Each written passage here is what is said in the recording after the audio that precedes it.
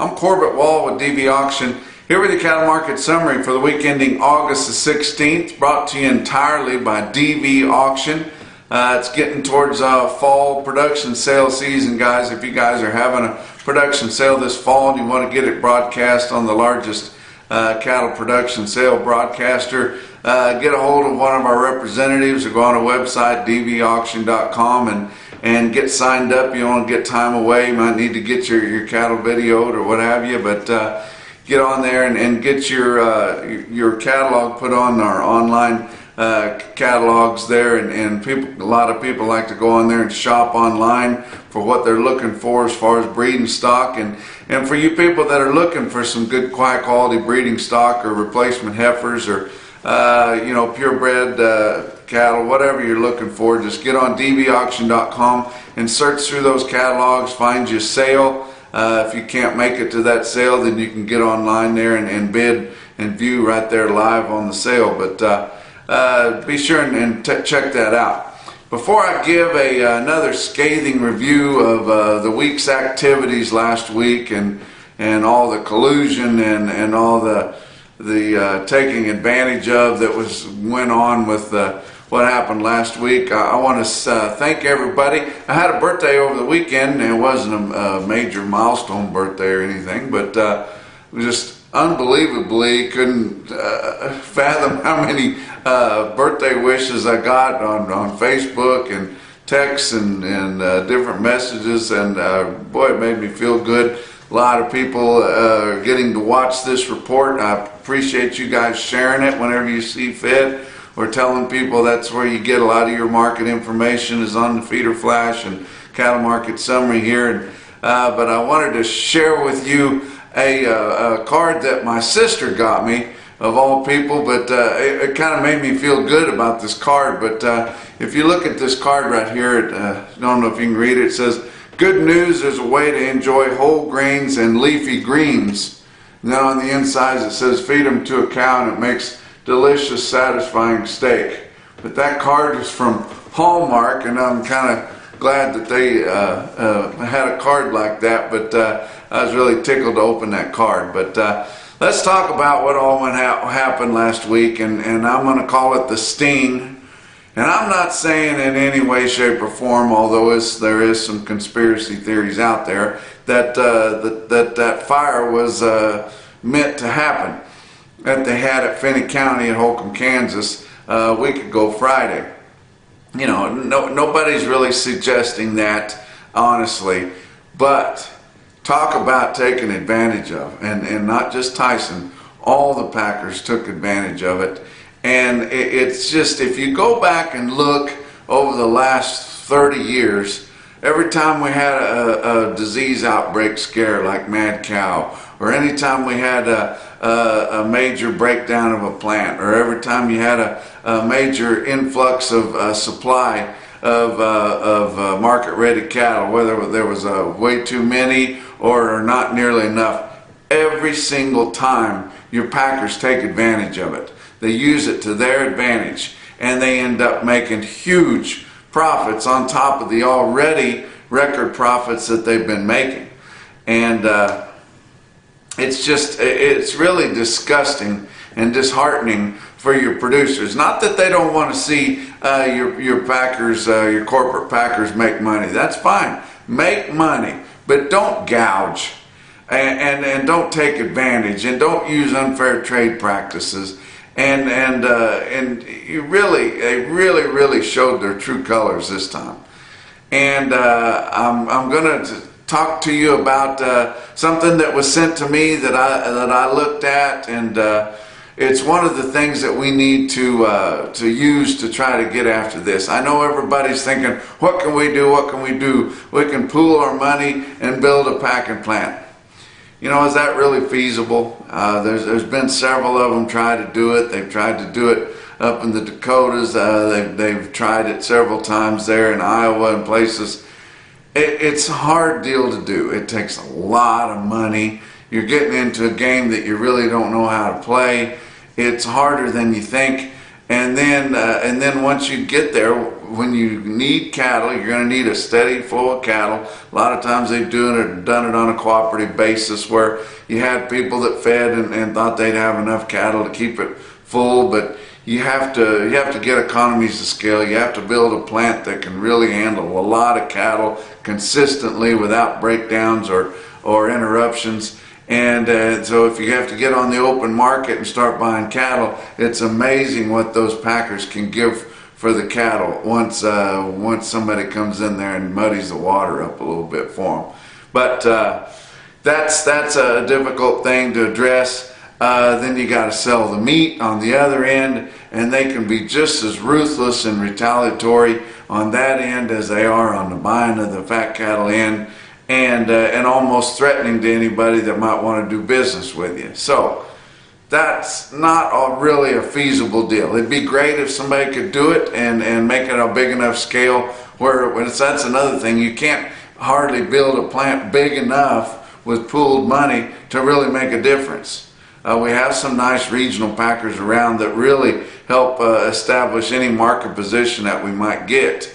They a lot of times work on a more premium type product, and then that is really saving our industry right now. It are those regional packers, but still it's not always feasible to think you're going to be able to pool your money and build a packing plant.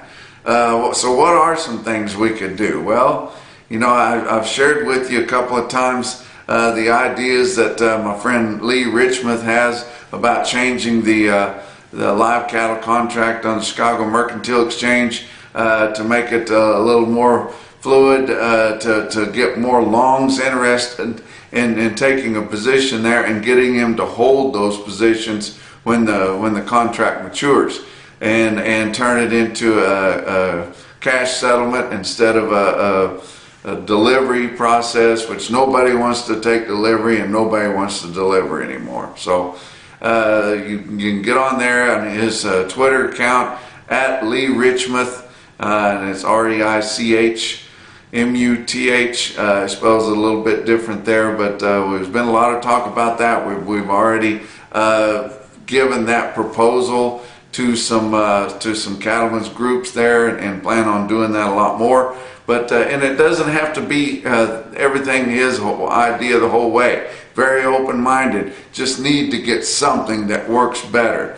It gives more protection, and a lot of the guys aren't wanting to do it because the way that he's wanting to do it is going to make the contract tie a lot closer to the value of the cattle, which is not going to offer that $6 to $8 basis that everybody's getting so used to, and then almost factoring in whenever they're buying these feeder cattle. Otherwise, how in the world would they be able to give some of these big prices they can? No more support than we've seen on the board as of late. But the problem with it is for you guys, that your cow-calf producers, your backgrounders, your grazers, your yearling makers, they need a market position. They need a price up there that'll pay for feed, that'll pay for rent on your pasture, that'll pay for shoes for their kids, new pickups, tractors, things that they need. They need some market position.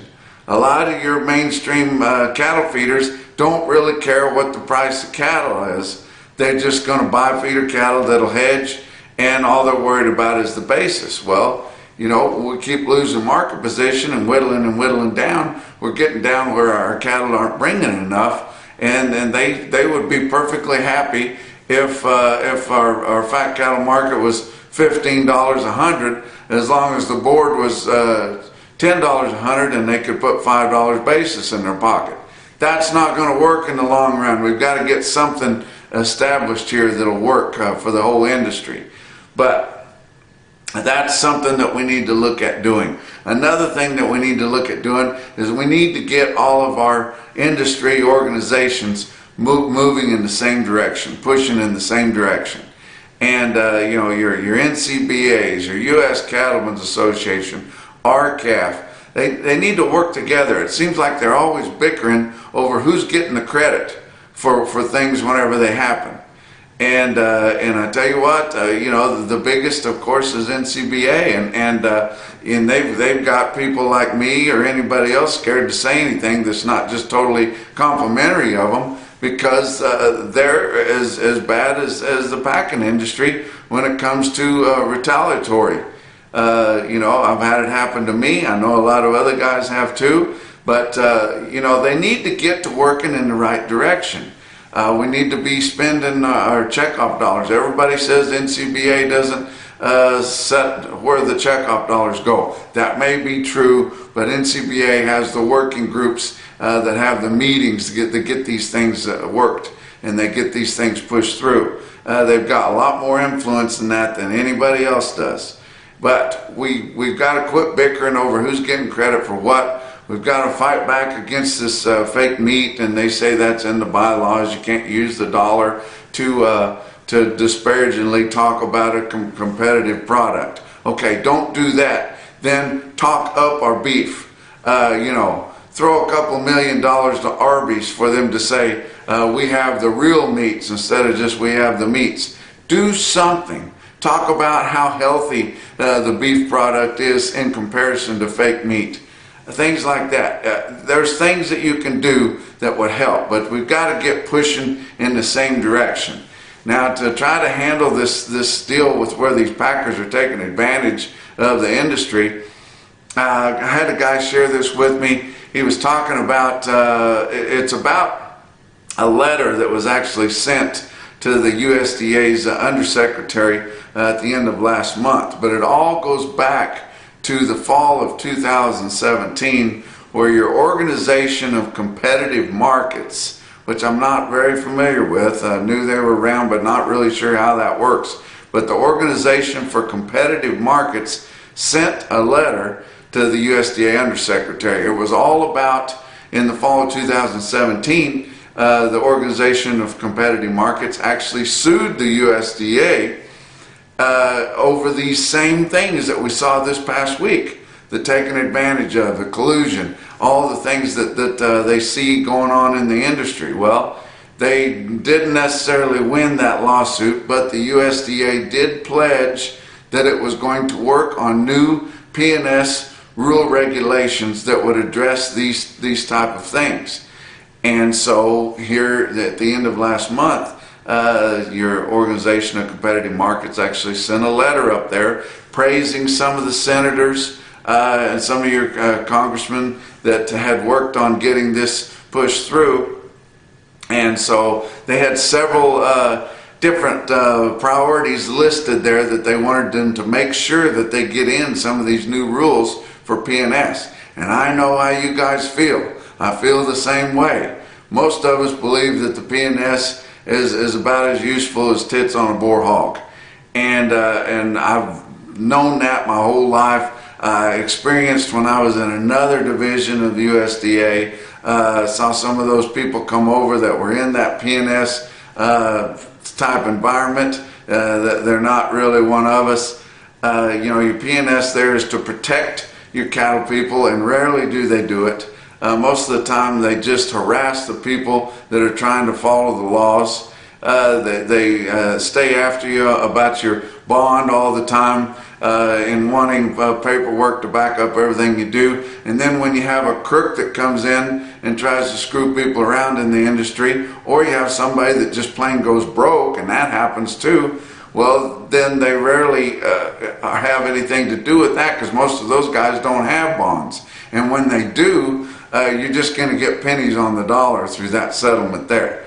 But that's why LMA is working on dealer trust and things like that to embolden all that, which the P&S should be taken care of, but they're really not. But one of the lists, one of the items that was on the priority list in that letter to the Undersecretary said that they did want to ensure that packers are not providing such preferential marketing arrangements to only a select group of large cattle feeders, while excluding opportunities for smaller independent feeders to remain profitable. That's exactly what we need right there. I know there's things in there, but they're wanting them to really press hard on that issue to make sure that things that happened this past week don't happen in the future. But USDA PNS put out a statement late in the week. Okay, here's your opportunity, PNS, to get back in the good graces of the cattlemen and your sale barn guys and everybody that's in the industry, grassroots side. Here's your opportunity. They put out a statement on their website late in the week last week that they are going to continue to monitor cattle prices and procurement activities and will remain vigilant for any livestock marketing entities seeking to unfairly take advantage. Then they go on to say that if they see any of that type of activity, they will quickly investigate and take appropriate enforcement action. Okay, boys, here you go. How much more clear could it be than last week? How much more blatant could it be? So you guys have seen the markets, you've seen the stories, you know what's happened, and you got to do something about it. You know, rarely are we going to expect PNS to come in and save us. Nobody even considers that anymore. But here's an opportunity to do it. This is kind of a bad timing, I think, for the Packers to really set this sting up like they did, because you had this letter that had just come out a week or so before from the Organization of Competitive Markets. You had RCAF having their convention with a large group of people in Deadwood, South Dakota, all talking about the lawsuit that they have against the big Packers, trying to show, and supposedly I think they do have plenty of evidence that they've got, that they've seen collusion, they've seen all the unfair trade practices, retaliatory deals that they do, all that, and then to have this right at a time where everybody's kind of struggling with the market too. They may have went too far at the wrong time. Something could change here, but we've got to take this opportunity to get together as an industry and fight for our rights and fight against the big monopoly that we got going on in the industry. I'm going to talk more about it, but you guys know what went on. You know about how the fat cattle went down big. You know how the box beef cutout values went up exorbitant. I mean, just huge. Up $22 Friday to Friday on choice cuts. That is unbelievable. That's not an auction, guys. You're not having your beef buyers out there bidding those prices up. Those prices are established by the Packers, and then guys buy them. The beef buyers will pay the money if they need it that bad. So those prices were established by the Packers and forced to pay by your beef purchasers there because of all the uncertainty about all the fear and everything that was going on in the industry, and the big bullshit story that they weren't going to be able to provide enough product for the market that they had. And then we come back, and after all of that, saying that we weren't going to have capacity to kill, your slaughter ended up 9,000 more for the week than it did the previous week, which was under normal circumstances. Unbelievable. Let's look at the board for last week. Your August live cattle futures. Monday, we come in after that Friday fire. Okay, it's in your box factory there, and we're not sure how long that plant, 6,000 a day plant, about 30,000 for a week. Didn't know how long they were going to be closed, so everybody knew that it was coming over the weekend before. Monday come in down the limit on your live cattle for August, down $3. Tuesday down the extended limit, down $4.50. Wednesday started to find a little bit of footing, but still lower, 35 cents. Thursday was unchanged. We thought maybe we'd get a little turnaround on Friday, and it tried early in the week. We had some profit taking from some speculators. They had to buy to get out of their positions where they'd made a lot of money over the week, and it did go up for a little bit, but just no confidence. And on your August, you're getting pretty deep into the contract month, so guys couldn't get excited about staying hooked in there because they don't want to have to take delivery. just like we've talked about time and time again. So they started bailing out there late in the session on Friday, and it ended up down 27 cents. So your August live cattle contract ended the week at 99.92, down $8.13 for the week. The October contract ended at 98.05, down $8.70 for the week. August feeder cattle, Monday was down the limit, $4.50. What do feeder cattle have to do with a plant that may be closed for a month or two at the most? What do the feeder cattle have to do with it that need to be fed 150 days or more? What about the calves that were down hard? You know, it's unbelievable. August feeder cattle, Monday down the limit, $4.50. Tuesday, almost the full extended limit, but $6.67. Well, people started smelling a rat in your feeder cattle arena by the middle of the week, and Wednesday they turned it right back around and went up the extended limit, $6.75. Thursday was up $1.30, and then Friday backed off some at $1.20, just volatility everywhere. August feeder cattle ended the week at $134.57, down $4.33 for the week. September down $6.08, $132.37. What the hell does September feeder cattle have to do with a plant that might be closed for a month or two? The fat cattle trade through Thursday, 30,100 head. That was about the same for the previous week. Did have some more activity on Friday. It was going to be a light week, and your packers are short bought. I don't care if that plant's down or hokum. It's going to be dark for a little while. Don't care. Your packers are still short bought. Don't let them fool you. They need cattle bad. But you look at through Thursday, your live cattle sales were mostly 105 to 107. Your Southern Plains are all 105. Your weighted average through Thursday on your steers was 105.40, about $7 cash lower than your weighted average for the previous week, and about $5 to $7 straight up on your cash. But you're dressed 165 to 172, about $10 lower on the bulk of what your count of your market was through Thursday, but then you had more on Friday. But through Thursday, your weighted average on dress steers was 170.46, and that was almost $12 lower on the weighted average. Unbelievable. Friday, we did have some more trade, and your packers were finally acknowledging that they were going to have to come back with a little bit more money.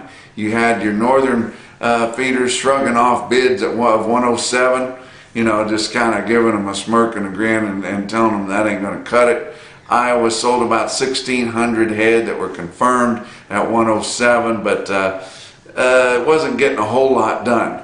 Nebraska, about 5,200 confirmed from 105 to 106, and they were wanting to get cattle established at 106. Now, Iowa had some better premium cattle at 107. They were wanting to buy a lot of them at 6. Nobody really wanted to do that, so they weren't getting a lot of them moved. 172 was buying some cattle dressed.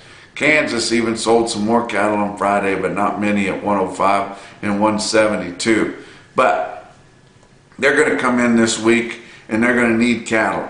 You know, even Tyson plants were pulling cattle that they had bought for 2 to 3 week delivery, you know, this past week, you know, and they had a plant down. So they need cattle. You know, a lot of the cattle that they were bidding on and getting bought late in the week were for early this week delivery. They need cattle. It's time to put the hammer down and try to get some leverage back in this market and quit letting them fool everybody like they did the beef purchasers there. Box beef cutout values. Your average trade for last week, your average through the week on choice cuts, $230.43. That was up compared to the previous week's weighted average on all sales, $14.39. Selects, $205.64. That was up $13 compared to the weighted average from the previous week, but that's nothing compared to Friday to Friday. Your Friday afternoon established market on your choice cuts was $238.69, up $22.32 compared to the previous Friday. And then your selects was $213.26, up $19.45. but you got almost a $25 choice select spread there, and did have pretty decent movements at those sky-high prices. 665 loads last week moved, and that's pretty good movement. You get into 700, that's a heavy movement, but pretty darn good. And like I said, those guys didn't pay that. Those purchasers of those beef boxes did not pay that voluntarily. Your packers established those. That was their asking prices, and they either paid it or they didn't get them any. So it was all about fear. It was all about collusion. How did they all get together and start jacking those prices up that much? Come on, we're not that stupid. But you talk about a movement. Your choice cuts last week on Tuesday and Wednesday had the biggest single day rise since mandatory reporting started quoting that almost 20 years ago. That's how big of a deal it was. Then we come in on our slaughter, and like I said earlier, 651,000 for the week with a plant down that was going to ruin the entire industry. That was 9,000 more than the previous week with that plant open and everything under normal. It was 8,000 less than the same week a year ago. Let's talk about your feeder cattle real fast. Your real-time index on Cattle Market Central ended the week at 135.76, down $4.54 for the week. And that's kind of where your yearling feeder cattle are at. It was horrible, felt terrible for people that had already shipped cattle to your Big Monday sales a week ago, because they were just sitting ducks. You know, it's hot, those cattle are going to shrink. They had already shrunk, they had freight involved, they didn't know what to do, they were scared, they didn't know what this whole deal was going to come about, and they put them through the ring and they got hammered.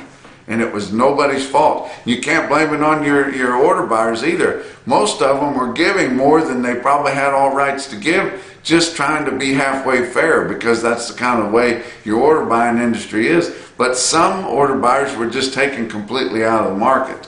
You know, they just, so much uncertainty was abound. But by the time you got to the middle of the week, it started to come back around.